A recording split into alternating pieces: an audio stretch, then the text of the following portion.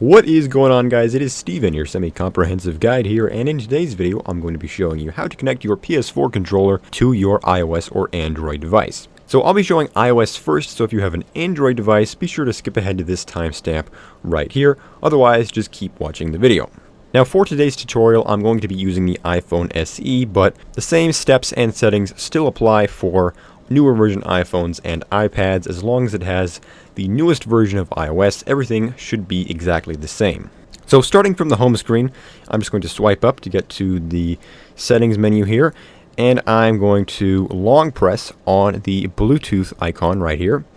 This will bring up a quick menu where we can connect to Bluetooth devices, but I want to get to additional settings, so I'm going to go down to the bottom and select that option. And this will take us to the Bluetooth settings menu in the settings app. So we can also get here through the settings app, but for me it's just easier going through the quick menu. So once we are here, we can go over to our PlayStation 4 controller and just be sure that it is disconnected from the PS4. Be sure your PS4 is in sleep mode or turned off. So on our controller, we can press the PS4 button and the share button for about 5 to 7 seconds until the light bar on the back starts flashing. That means our controller is in pairing mode and it is ready to connect to any Bluetooth device. So we can head back to our iPhone in the settings here and we can just add a new device. So I'm just going to select the DualShock controller option right here and it will connect almost right away. So that was pretty simple, and it should be simple for you as well, but if it is not connecting right away, just be sure that it is still in pairing mode. Sometimes the pairing mode can just time out, so just be sure you're putting it into pairing mode and immediately connecting it. Otherwise, it'll just time out. So other than that, everything should go smoothly. If you don't already have a game in mind that you want to use with your PS4 controller, I'll leave a list down below of all the different compatible games that work with controllers on iOS. But other than that, that about does it for the iPhone side. Let's go over to the Android side now. Alright, so now over on Android, for today's tutorial, I'm going to be using the Google Pixel 3a.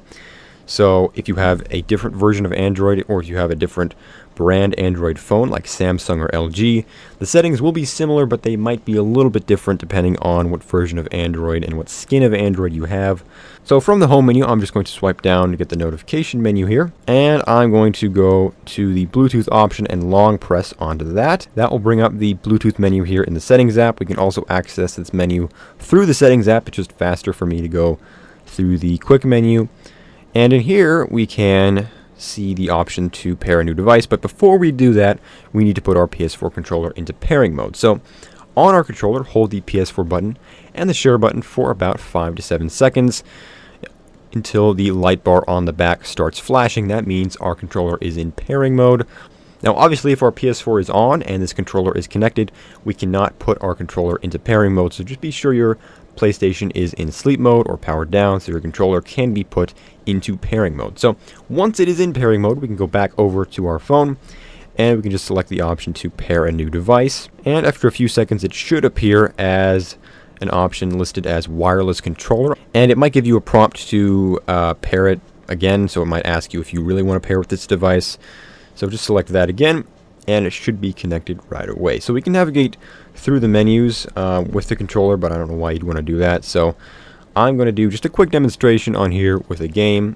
I'll leave a list down below of all the Android games that work with a PS4 controller, but for now I'm just going to use Asphalt 9, as it is the game I use the most with the PS4 controllers. So as you can see here, once it is connected, we can just do the basic controls with this game. Asphalt 9 is not the most controller-intensive game, so you don't have to do much with the controller, but it is kind of nice to use that instead of your fingers and the touchscreen. So yeah, that about does it for the Android side. If you're having trouble connecting your controller, be sure that it is still in pairing mode when you are actually connecting to it. Sometimes it can time out before you can connect to it, so be sure you are putting it into pairing mode and immediately connecting it to your phone. Other than that, I've had issues reconnecting my PS4 controller to my phone, so if you want to reconnect it after disconnecting it, be sure to forget it on your Android phone and then reconnect it all over again. Other than that, everything should go smoothly and it should work just fine. So that about does it for the connection. If you want to reconnect it to your PS4, you're going to have to plug in a micro USB cable to one of the front two ports on your PS4 and then plug the micro end into your controller and just log in as you normally would. And once you are logged in, you can disconnect the cable and use it normally wirelessly. So that about does it for today's video. If you enjoyed or have questions about today's video, be sure to let me know through that like button or through the comments section. I'll be listening to any comments or questions you have, so be sure to leave them down below, as well as any suggestions you might have for future videos. Other than that, I've been Steven, your semi-comprehensive guide, and be sure to have a wonderful rest of your day.